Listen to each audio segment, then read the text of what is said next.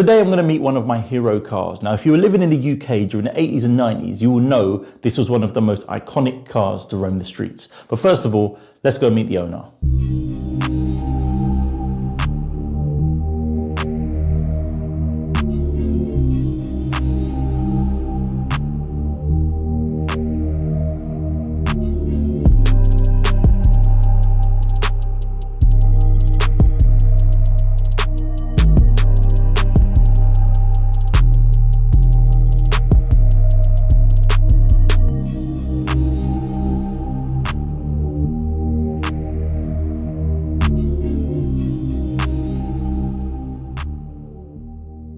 Jordan. Nice to meet you. Nice to meet you again. So you run JS Autos. Yeah. Tell me a little bit about JS Autos and what you do here. So started the business in January 2022. So been relatively new then. Yeah, so coming up to 3 years now. So we just sell anything like performance, modified, little bit of mixture stuff. Might have like the odd normal car as well. Yeah. But focus on like the performance stuff. Because you got some cool stuff. That's the first thing I noticed, because I've done a bit of work around the park, the retail park. Yeah. I say retail park, business park. Yeah. And every time I come past there, you've got some crazy, like hardcore performance stuff. You've got, the RS Focuses, AMGs, and all of that good stuff. You've got a TTRS. So you got some serious kit going on here for a small, small dealership on the scheme of things. Like, it's pretty. Well, I mean, impressive. it's nice because like I like my cars myself. Yeah. So for me, it's not so much a job. It's just like cars I would have myself, if that makes sense. It's just stuff that I enjoy. And you get to drive. So you basically get to drive all the cars you like, and then sell them to buy more cars you like. So it's pretty good. And you did recently have a R8. Yeah. Tell me about it. Unfortunately, he's just sold it, so I missed that one. Yeah. I think I've got some pictures. Yeah. I'll tag them in the video. Yeah. But yeah, tell me about that, because that was a sick so project. Me and my basically good mate Marcus, we both fancied one. So we bought an R8 V10 Plus 2017. And then we had it for a bit and we was tempted to twin turbo it, and then we just kind of went for it. So there's about 1,000 horsepower in the end.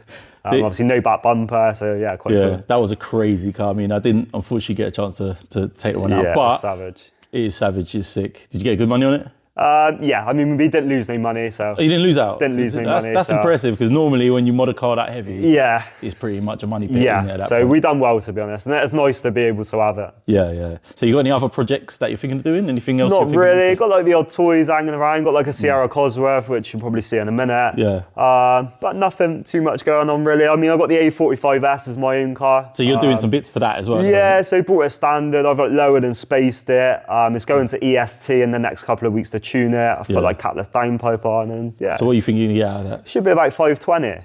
Okay, well, we'll circle back when that's done. Maybe have another video on that. Yeah, it'd be good to go out in it, Yeah, I do like an A45. I like my AMGs. I'm an AMG guy, so... And the new ones have got so much better. Like, I used to have the shape before, and obviously that's like the latest one you can buy. It's just such a good car. Yeah. And then you've got the 63 over there in the corner. C63, yeah. That's for sale. That's for sale, yeah. Everything's for sale. Everything's for sale, I was going to say, yeah. Everything's for sale. All right, fair enough. So what about yourself? Tell me, where did you get... Because I've heard you're quite handy behind the wheel as well. I heard you actually. Yeah. When you take a car out, it comes out with engine lights on the Parrot. That's what I heard anyway. So where did you get your sort of car love from? Like, where did it stem from? Just growing up, like I've always loved cars. I mean, like I was always eager to drive. So when I got to 16, I bought my first car. So when I turned 17, I was kind of ready to go. Yeah. So I had a Mitsubishi Colt for my first car. It's a 1.5 turbo, so obviously I was going to be able to insure it and stuff, which was the main thing. Yeah, back then. Nowadays, it won't touch you. Yeah. And then like that slowly turned into a track car.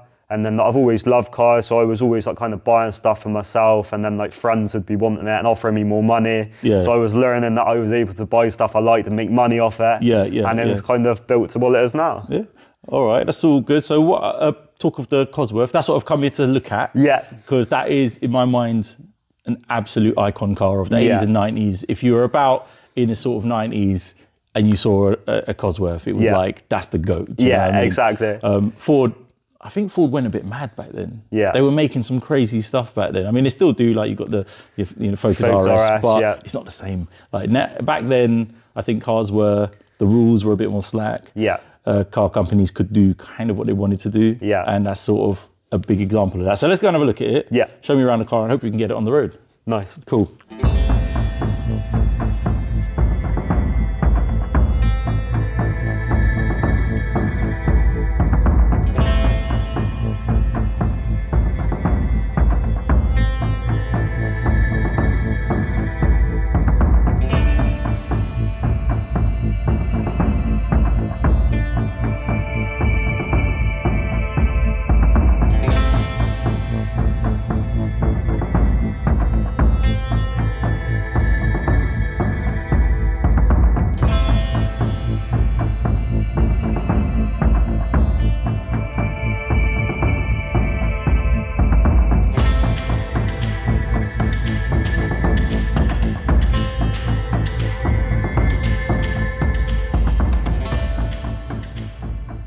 So Jordan, this is the car. This is the Sierra. Tell me a little bit about her. So this is a 91, so it's a bit of a later one. I think the first of them might have been like 88 for the 4-door Sapphire. So this is a 4x4. They come, you could have had a rear-wheel drive, 2-wheel drive, or they come 4x4. This example, it's done about 126,000 miles, like genuine miles. Because if you know about the gauges that go up to 100 and they'll go back to 0. Go back to 0, yeah. Yeah, so this is like a genuine 125,000 basically. But it's a nice example, you know, as far as they go now. A lot of them can be, you know, not the best, like underside and suffering with the rust and stuff. But this is done 125, but it's been rebuilt, right?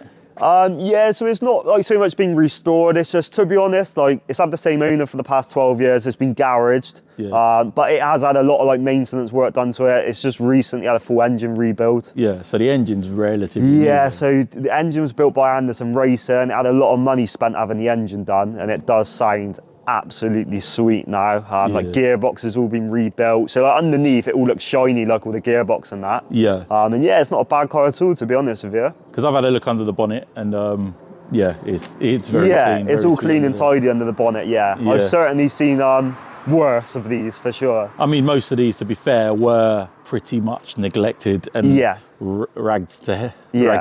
I mean, well, like when you drive around, you certainly don't really see any on the road. At all. So this is an awesome car. I mean, so this is for sale.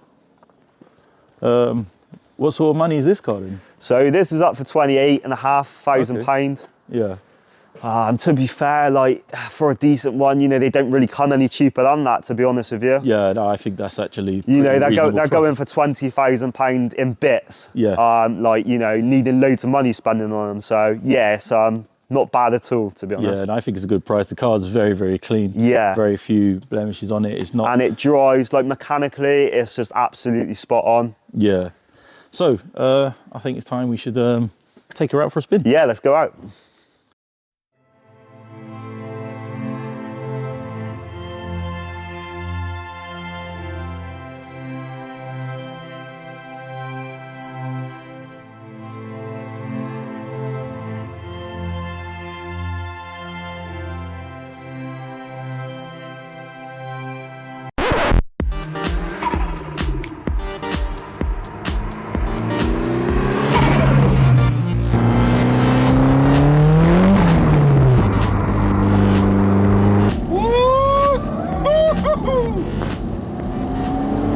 Oh my God!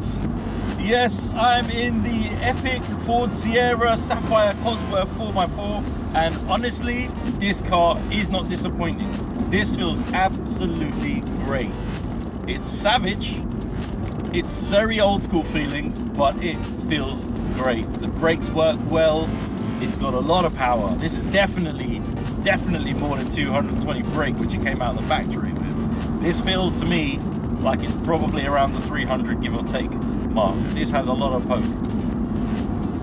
It's an old car, so you do have the odd dash rattles and groans, and there isn't much by way of safety, crash structure, no airbags, you know. But that didn't matter in the 80s. If you bought a fast car, if you died, it was on you. I mean, I'm not saying there's anything wrong with the safety stuff, because, you know, it's important, and I think safety has come a long way, but it is all dead weight when you're not crashing. Let's go.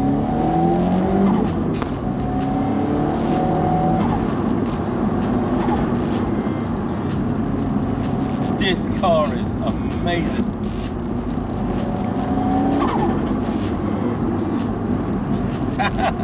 What a machine. What an absolute machine. I love it. I could never get bored of this.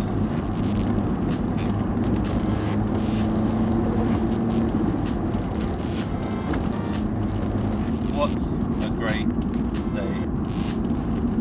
And I can only send a massive shout out and thanks to Jordan for letting me do this. I mean, he's an absolute hero, man's a legend, and he's just let me out in this absolute icon of a car. You know, I can't thank him enough. This has made my absolute week, genuinely.